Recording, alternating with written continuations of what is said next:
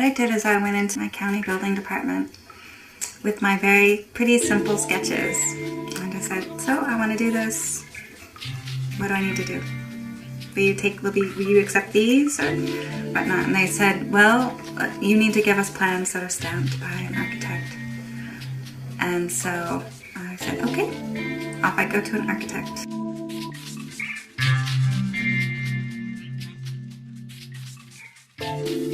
What it kind of boiled down to was that everybody in the regular permit process, all the different people along the way, everybody kind of gets their fee for their little bit of paper. And so, okay, I want to give you your fee and I want my piece of paper, so let's just make this work. And that's kind of what it almost boiled down to. I just paid all these people along the way. Everybody got their little bit of money, and I went back into the county and they said, okay, well, great, looks great. As long as it somewhat resembles the plans, we'll okay it. And that was that. And everything worked out. I did it.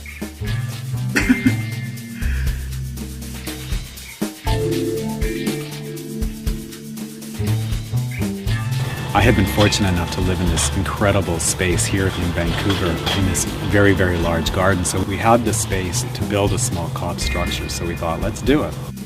To date, there had not been a cob house built in Vancouver. So it was the first one. So we thought this is a great opportunity to do something in the city.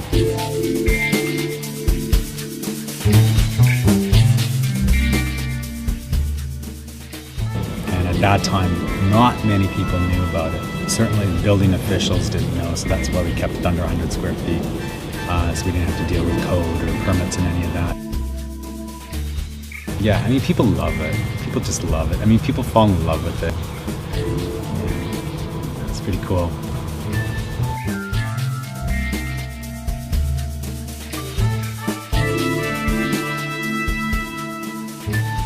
After this project, I worked with the community garden group and we put a proposal together to build a small gathering place in one of the local community gardens. The arts and culture representative with the Parks Board thought it was one of the best proposals that she'd seen. A year later, there was the opportunity to build a popcorn stand in Stanley Park. The Parks Board approached me to build that building, and of course I jumped on the opportunity. I mean, Stanley Park is the premier park in North America. It's one of the most beautiful parks in the world, and thousands of visitors go to Stanley Park yearly. So it would be an amazing opportunity to showcase cob building. So it was very, very exciting. I think we're at a turning point in the city where the city is seriously looking at sustainability and really interested in showcasing sustainability projects. So it's great timing now to get involved in cob.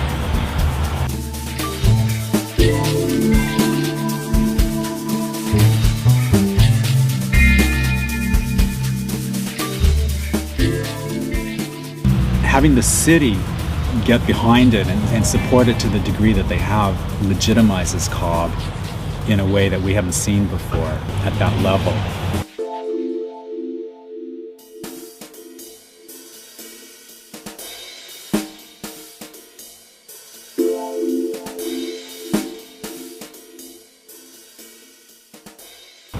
As well, the university was very interested in doing some seismic testing, and they made available their labs, the seismic shake table, and everything for us at no cost. So Steve Lay, who was my partner in the project, he coordinated the seismic testing, so he built a scale model and we were able to test it.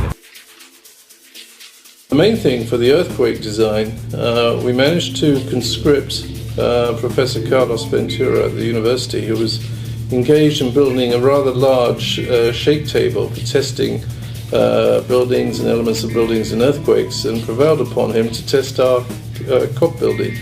So a half-scale model was built using exactly the same techniques as would be used in the full-scale model, and the building was put on the shake table and tested to destruction.